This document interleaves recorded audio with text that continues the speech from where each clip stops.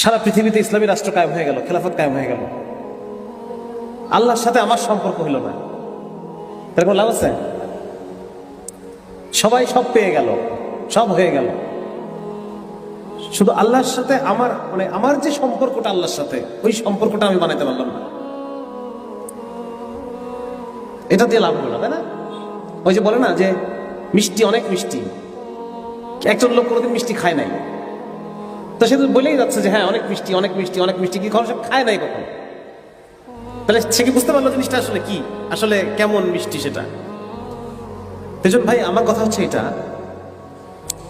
যে আল্লাহ রাব্বুল আলামিনের সাথে ব্যক্তিগত সম্পর্ক তৈরি করেন, এটা করা যায়। সম্পর্ক কি? সম্পর্ক মানে ওয়ান ওয়ে সম্পর্ক হয় না, সম্পর্ক কি হয়? Two way.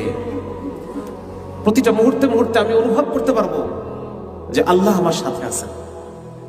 হ্যাঁ, এই যে আমরা কত গল্প পড়ি, কত ধরনের কত ঘটনা পড়ি যে সাহাবায়ে কেরাম রাদিয়াল্লাহু তাআলা তারা পানির ভিতরে ঘোড়া ছুটাই দিচ্ছেন, তারপর হচ্ছে অনেক ধরনের ঘটনা পড়ি না আমরা, যে তারা কত কত বীরত্ব। জুবাইর ইবনে আওয়াম রাদিয়াল্লাহু তাআলা আনহু যখন শত্রু দলের মধ্যে ঢুকতেন, খালি হাতে খালি হয়ে যেতেন, কোনো বর্ম পড়তেন না উনি।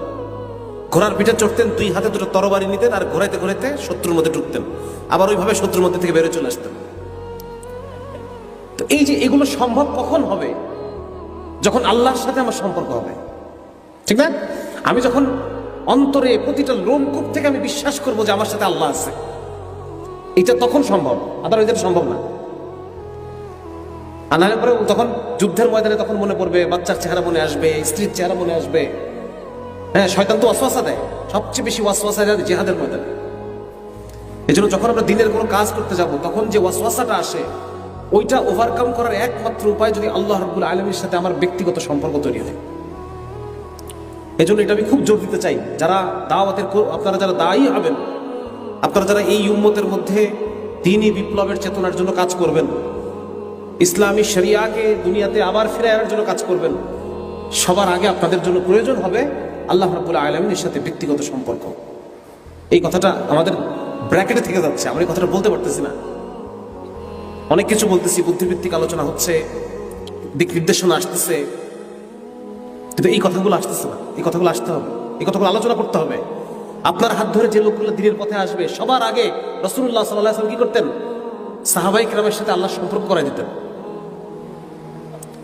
সাহাবায়ে কেরামের মধ্যে এত বেশি আল্লাহ তাআলার বরত্বের কথা আলোচনা, এত বেশি উনি আল্লাহ রাসূল করাইতেন। এবং আপনি দেখবেন যে মাক্কি জিন্দেগিতে যে সূরাগুলো আসছে, এইগুলাতে আল্লাহর বরত্বের কথা আলোচনা আছে বেশি বেশি। আমি আল্লাহ কত বড়, কত, হ্যাঁ, আল্লাহ তাআলা মুহিত, সবকিছু এনকম্পাস করে আছে। আল্লাহ তাআলা কাদির, আল্লাহ তাআলা সামিউন আলিম, আল্লাহর যত বরত্ব আছে সবকিছু ওই সময়ে বেশি বেশি সূরায় নাজিল হচ্ছে, আল্লাহর পরিচয়। এবং এইগুলো সাহাবীরা চর্চা করতেছেন, একজন আরেকজনকে শেখাচ্ছেন, নিজেদের মধ্যে আলোচনা করতেছে, হ্যাঁ, পরিবারে গিয়ে আলোচনা হচ্ছে।